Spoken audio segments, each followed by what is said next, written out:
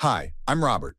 I'm 62 years old, retired from teaching high school English for 35 years, and I live in a quiet neighborhood in suburban Ohio. My wife Margaret passed away 3 years ago, so it's just me and my golden retriever Buster in this old house that suddenly feels too big. My daughter Emily remarried 2 years ago to a guy named Derek Paulson after her first husband, my granddaughter's father, died in a car accident when little Sophie was only 5. Sophie's 11 now, bright as a button, loves reading just like her old grandpa, and visits me every other weekend. That particular Friday evening in October, I was grading some volunteer tutoring papers when I heard frantic knocking at my front door. Buster started barking immediately. All right, I'm coming," I called out, setting down my red pen. When I opened the door, my heart nearly stopped.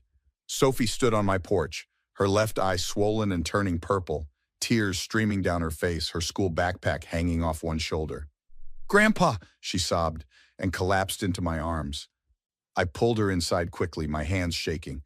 "Sophie, sweetheart, what happened to you? Come here, sit down." I guided her to the couch, and Buster immediately pressed against her legs, whimpering. Sophie wrapped her arms around the dog and cried harder. "Take your time, honey. Just breathe. Can you tell me what happened?" She wiped her nose with her sleeve. "It was Derek. He hit me, Grandpa." My blood ran cold. "Derek did this? Your stepfather?" "I got a B on my math test," she whispered, her voice cracking. "Just a B. It was an 87%. I studied really hard, but the test was difficult, and A B is a perfectly good grade, Sophie." "That's what I told him." Her voice rose, anger mixing with fear. "I came home and Mom was at work, and he asked to see my test. When he saw the B, his face got all red, and he started yelling." "What did he say?" "He said, 'I don't accept mediocrity in this house,' those exact words.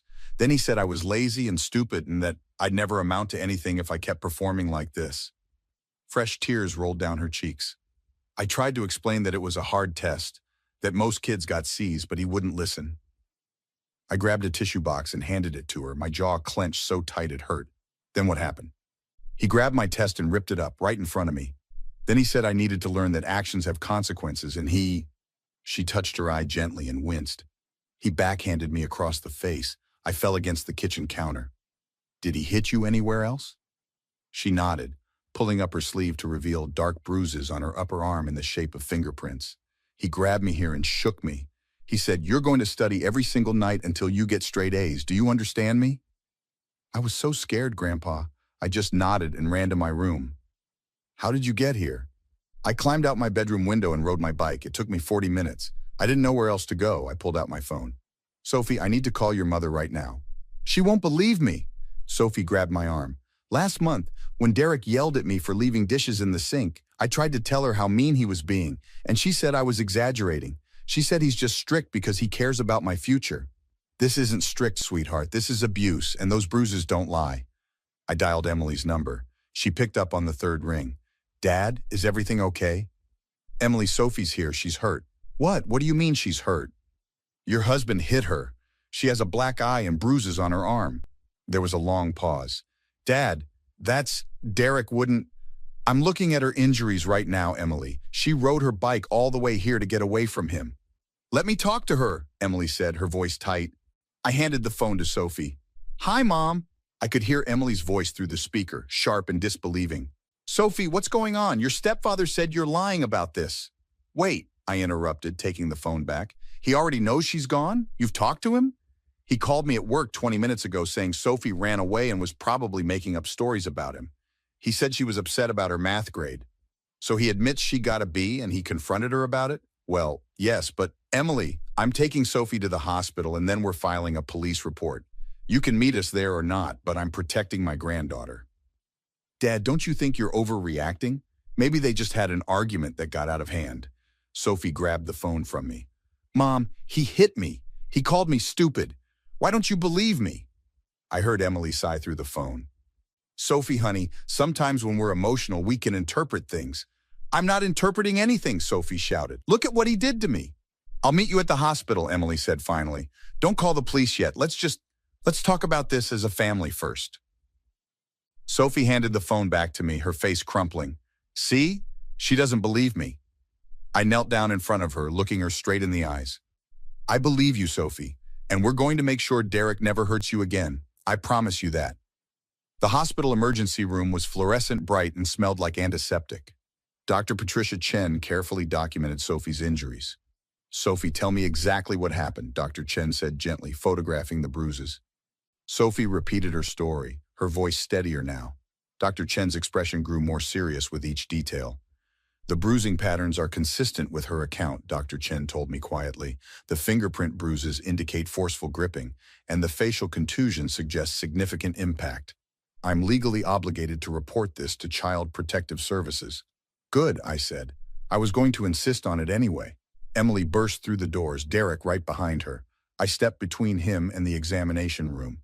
"Where's Sophie?" Emily demanded. "In there, and he's not going anywhere near her." Derek held up his hands. "Robert, I think there's been a misunderstanding. Sophie and I had a disagreement about her schoolwork, but I never—" "Don't. The doctor has photographed her injuries. They're consistent with assault." "Sophie's always been dramatic," Derek said smoothly. "She probably fell on her bike ride and is blaming me because she's angry I held her accountable." "She has fingerprint bruises on her arm," I said slowly. "Unless her bike has hands, your story doesn't hold water." Emily stepped forward. "Dad, let's not make this bigger than it needs to be. Maybe family counseling." "Your husband beat your daughter for getting a B, Emily. A B, and you want counseling." "I didn't beat her." Derek's facade cracked. "I grabbed her arm, maybe too hard, and she stumbled. It was an accident." "So you admit you grabbed her?" "I was trying to get her attention. She was being disrespectful. She's 11 years old." Dr. Chen emerged with Sophie, who immediately ran to me and away from Derek. "Mrs. Paulson," Dr. Chen said professionally, "I've completed my examination. Sophie has a black eye and grip marks on her arm consistent with physical abuse. I've filed a mandatory report with CPS." Derek's face flushed red. "This is ridiculous. I'm her stepfather. I have the right to discipline." "You have no right to hit a child," Dr. Chen interrupted coldly. "In Ohio, physical discipline that leaves marks is considered abuse. The authorities will investigate." Officer Martinez walked in. "I received a call about a possible assault on a minor." "Right here," I said, putting my arm around Sophie. "Her stepfather struck her for getting a B on a test." "That's not what happened," Derek said quickly. "She fell during a bike ride." Officer Martinez looked at the medical report, then at Sophie's face. "Young lady, can you tell me what happened?" Sophie recounted everything, her voice shaking but clear. Officer Martinez's expression darkened. "Sir, I need you to come to the station for questioning. We're opening an investigation into child abuse." "This is insane," Derek shouted. "Emily, get me a lawyer." Emily stood frozen, tears running down her face. "Derek, did you hit her? Just tell me the truth." "I was trying to teach her discipline. She needs structure. Your ex-husband spoiled her, and I'm trying to fix that." "By hitting her?" I stepped forward. "It was one time, one mistake." "One time is one time too many," Officer Martinez said firmly. "You need to come with me now." Social worker Jennifer Walsh arrived 20 minutes later. "I'm here to ensure Sophie's safety. Given the circumstances, I need to determine the best temporary placement." "She can stay with me," I said immediately. "I'm her grandfather, and she came to me for help." Miss Walsh interviewed Sophie separately, then returned. "Sophie feels safe with her grandfather. Given the documented injuries and her fear of returning home while Mr. Paulson is present, I'm authorizing temporary placement with Robert pending investigation." "What?" Emily gasped. "You can't take my daughter." "Mrs. Paulson, you're not being accused. However, your husband is, and we need to ensure Sophie's safety. You can visit her at your father's house anytime, but Sophie cannot return to a home where her abuser resides." Derek was escorted out, still protesting. Emily sank into a chair, sobbing. I knelt beside her. "Emily, I know this is hard, but Sophie needs you to protect her, not him." She looked up at me. "I didn't know, Dad. I swear I didn't know." "Now you do. So what are you going to do about it?" 3 days later, I sat in a conference room at the CPS office with Sophie, Miss Walsh, Emily, and our family lawyer, Marcus Rodriguez. "We've completed our preliminary investigation," Miss Walsh began. "Sophie, can you tell everyone what you shared with me?" Sophie took a deep breath. "Derek has been mean to me for months. In August, I forgot to make my bed. He made me stand in the corner for an hour. Last month, I got a 92 on a science test. He took away my phone and books for 2 weeks. He said I could only read textbooks."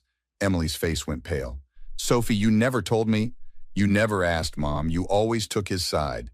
Miss Walsh slid a paper across the table. "I contacted Derek's ex-wife, Amanda Paulson. She left him 8 years ago due to controlling and abusive behavior. She had a restraining order for 2 years. Their daughter, Melissa, cut contact when she turned 18 and hasn't spoken to him in 5 years.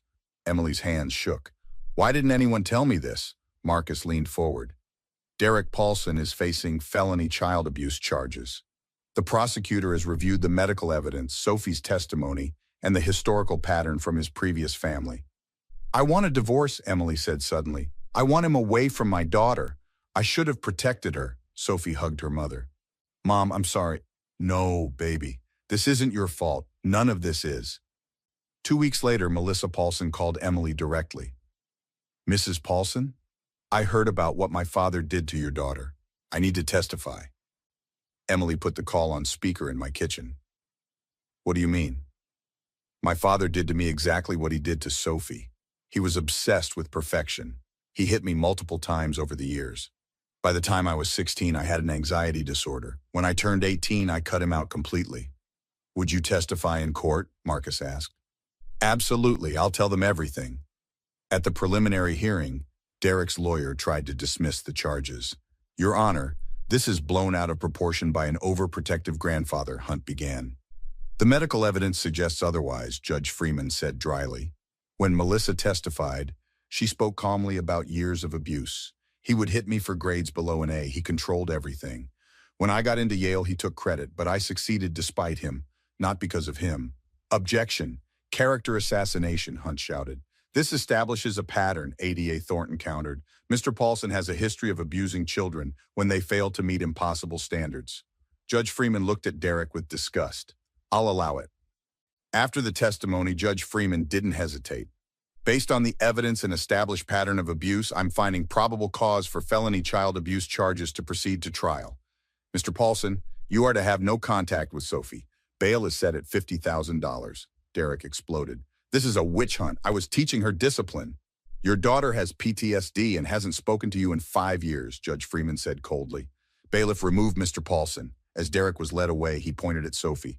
This is your fault. You've ruined everything. That's enough, the judge thundered. Add witness intimidation to his charges. Emily grabbed Sophie tight. You're safe now. He can't hurt you anymore. The trial took place 6 months later. Derek pleaded not guilty, convinced he could manipulate his way out. He was wrong. The jury took less than 3 hours to convict him on all counts: felony child abuse, assault on a minor, and witness intimidation. Judge Freeman looked at Derek with cold contempt as she sentenced him 5 years in prison for felony child abuse, 1 year for assault on a minor, 6 months for witness intimidation. Sentences to run consecutively. Upon release, you're prohibited from unsupervised contact with minors for 10 years. Derek's face went white. Your Honor, please, I made a mistake. Doesn't everyone deserve a second chance? Mr. Paulson, you had a second chance. After you abused your first daughter, you could have changed. Instead, you repeated the pattern. This is about protecting children from people like you. As Derek was let out, he tried one last time. Emily, you know I love you. We can work this out. Emily stood, her voice steady. Derek, I'm divorcing you. You hurt my daughter. Whatever feelings I had for you died when I saw her bruises. You're going to prison, and when you get out, we'll have a restraining order. You'll never come near my family again. Derek's face contorted with rage. You're making a mistake. Sophie needs structure. Sophie needs love and safety, Emily said. 2 things you could never provide. Goodbye, Derek. 6 months after sentencing, Sophie's 12th birthday party filled my backyard with laughter. After the guests left, Sophie, Emily, and I sat on the porch watching the sunset. Mom, can I ask you something? Sophie said. Do you ever regret leaving Derek? Emily was quiet for a moment. I missed the person I thought he was. But that person never really existed. The real Derek was the one who hurt you. So no, I don't regret it. My only regret is not seeing who he really was sooner. I'm proud of both of you, I said. Sophie, it took incredible courage to come to me for help. I was so scared that night, but I knew you'd believe me. Always, kiddo, always. I got my report card yesterday, Sophie said. 3 A's, 2 B's, and 1 C+ in chemistry, and I'm proud of it. I worked hard, and those grades represent my actual best effort. I'm proud of you too, Emily said. You know what matters? That you tried your best, that you're kind, and that you're healthy and happy. Grades don't define your worth. Dr. Kim says the same thing. She says I'm enough exactly as I am. We sat in comfortable silence, watching the sky change colors. Buster snored at our feet. "What do you think Derek's doing right now?" Sophie asked. "Hopefully thinking about what he's done," I said. "But probably not. That makes me sad for him." "You have a good heart, Sophie. But remember, you can feel sad for someone and still keep them out of your life. Compassion doesn't mean accepting abuse." "I know. I don't want to see him ever again." Emily squeezed her daughter's hand. "Whatever happens with Derek is his responsibility, not yours. You focus on healing and growing." "I'm working on it. Dr. Kim says healing isn't linear, but I'm getting there." "That's all anyone can ask," I said. Sophie looked at me. "Grandpa, thank you for believing me. Thank you for protecting me." "You don't need to thank me, sweetheart. Protecting you is what family does. And if anyone ever hurts you again, you come straight to me. Deal?" "Deal." Emily wiped her eyes. "I'm so sorry I didn't protect you better, Sophie. Mom, you're protecting me now. That's what matters." We stayed on that porch until the mosquitoes drove us inside. Derek was in prison, where he belonged. Sophie was healing, and Emily had reclaimed her strength. It wasn't a perfect ending. Sophie still had nightmares sometimes. Emily carried guilt, and I struggled with anger at myself for not seeing the signs earlier. But we were together.